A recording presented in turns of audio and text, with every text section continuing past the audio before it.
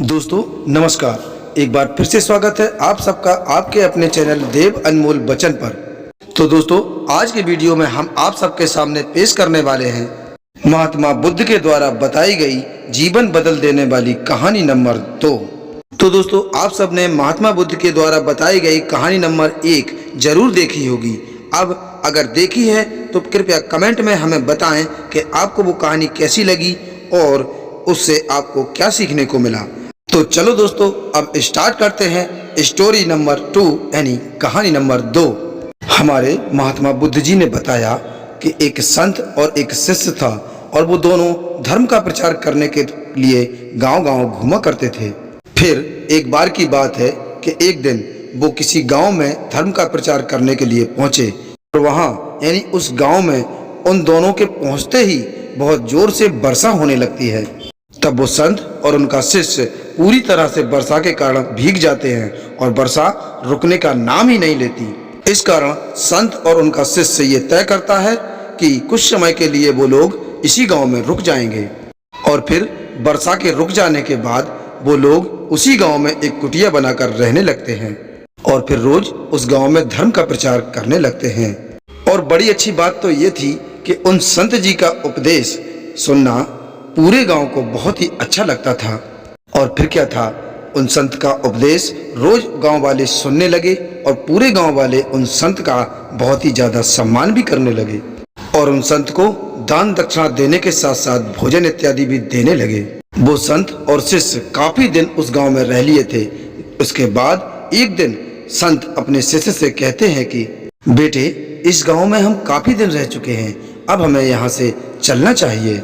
अपने गुरुदेव की इतनी बात सुनकर वो शिष्य कहता है कि गुरुदेव ऐसा क्यों, ये कितनी अच्छी जगह है, यहाँ कितना अच्छा लगता है और यहाँ के लोग हमें कितना मान सम्मान देते हैं और इस गांव में चढ़ावा भी खूब आता है, तो क्यों ना हम और भी कुछ दिन रुक लें यहाँ पर और फिर बाद में चले जाएंगे यहाँ से और तब तक हमारे पास और भी चढ़ावा इकट्ठा हो जाएगा। अपने शिष्य की इतनी बात सुनकर वो संत महाराज कहते हैं कि नहीं शिष्य, हम यहाँ पहले ही बहुत दिनों से रुके हुए हैं, अब हमें यहाँ से जाना चाहिए।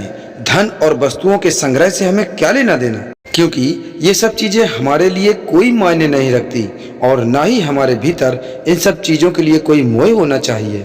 हमें तो केवल त्याग के मार्ग पर चलना है, सत्य के मार्ग पर चलना है, धन से हमें कोई मतलब नहीं है। और वह संत गुरु अपने शिष्य से इतना कहकर ये भी कहते हैं कि हम यहाँ से कुछ भी नहीं ले जाएंगे, हमारे तुम्हारे पास यहाँ जो कुछ भी है हम यही छोड़कर खाली हाथ चले जाएंगे। फिर क्या था, गुरु के आदेशानुसार उस शिष्य ने उसके पास जो भी था और उस कुटिया में जो भी था वहीं पर छोड़कर गुरुजी के साथ चल दिया। लेकिन उस शिष्य का मन तो बहुत था कि वहां से वो सब कुछ ले जाए, लेकिन गुरु की आज्ञा का अनादर वो नहीं कर सकता था। लेकिन वहां से चलते चलते उस शिष्य ने गुरु के बिना जानकारी में कुछ सिक्के अपने झोली में डाल लिए और फिर आगे चलते चलते मार्ग में उन्हें एक नदी मिलती है।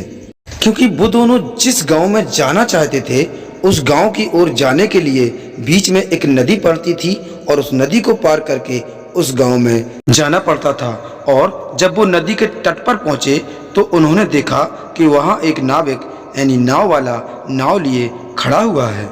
अब उस नाव वाले ने संत से कहा कि अगर आप इस नदी को पार करना चाहते हैं तो मैं इस नदी को पार करवा दूंगा, लेकिन मैं किसी को भी इस नदी पार करवाने के 2-2 रुपए लेता हूँ, लेकिन आप साधु महात्मा हैं इसलिए आपसे 1-1 रुपए ले लूंगा और नदी पार करवा दूंगा। उस संत और उस शिष्य के पास 1 भी रुपए नहीं थे, इसलिए उन्होंने उस नाविक से कुछ भी नहीं कहा और वहीं पर नदी के तट पर ही अपना आसन लगाकर बैठ गए।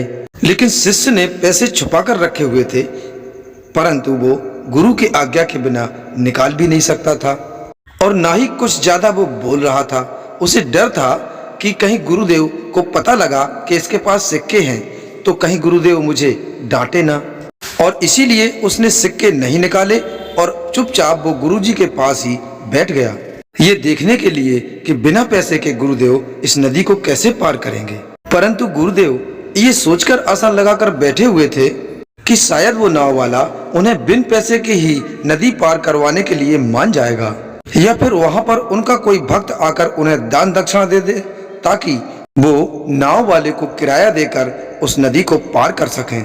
लेकिन काफी देर तक न तो वहां कोई भक्त आया और न ही उस नाव वाले ने खुद से कहा कि आओ महाराज, मैं आपको नदी पार करवा देता हूँ। और उन संत और शिष्य को नदी के तट पर बैठे बैठे शाम हो गई, इसी आस में कि शायद कोई सहायता कर दे या उनका कोई शिष्य आ जाए या फिर नदी को पार कराने के लिए वो नाविक ही कहे कि हम आपको नदी पार करा देते हैं, वो भी बिना पैसे के। अब जब अंधेरा होने लगा तब नाव वाला उन्हें डराते हुए कहता है कि महात्मा जी, अब अंधेरा होने वाला है और रात में यहाँ रुकना खतरे से खाली नहीं है। आप लोगों को रात में यहाँ नहीं रुकना चाहिए। आप लोगों के लिए सुरक्षित और उचित यही होगा कि नदी पार करके आप अपने सुरक्षित स्थान पर पहुंच जाएं, या फिर आप लोग जहां से आए थे वहीं पर वापस लौट जाएं, क्योंकि यहाँ रुकने से आप लोगों के साथ कुछ भी हो सकता है और मैं भी अब रात में अपनी नाव लेकर यहाँ से लौट जाऊंगा। तो आप लोगों के लिए भी यही बेहतर है कि आप लोग यहाँ से चले जाएं। और उस नाविक के मुख से जैसे ही शिष्य ने खतरे का नाम सुना, वैसे ही वो घबरा जाता है और तुरंत अपने झोली से सिक्के लेकर उस नाव वाले को दे देता है और उस नाव वाले से कहता है कि अब जल्दी से आप मुझे नदी पार करवा दीजिए। फिर नाव वाला सिक्के लेकर उनको अपने नाव में बैठा लेता है और नदी को पार करवा देता है।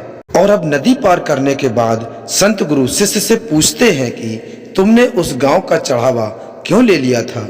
मैंने तो तुम्हें वहीं सब कुछ छोड़ देने के लिए कहा था, फिर भी तुमने मेरी बात नहीं सुनी, क्यों? तब शिष्य अपने गुरुजी से कहता है कि गुरुजी, अगर वो सिक्के हमारे झोली में न होते तो हम कष्ट में पड़ जाते।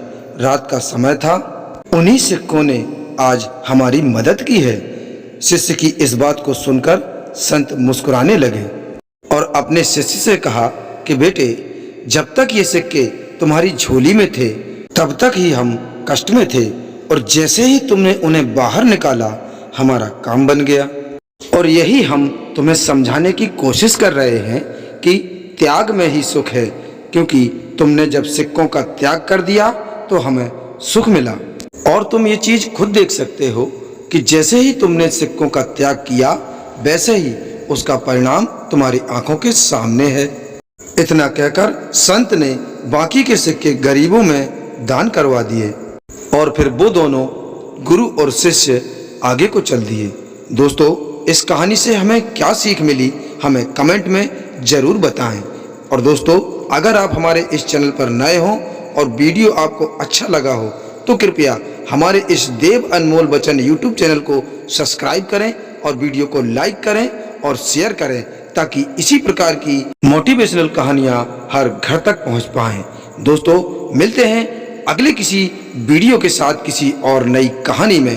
तब तक के लिए नमस्कार, अपना ख्याल रखें और हमेशा मुस्कुराते रहें और सुनते रहें कहानियां।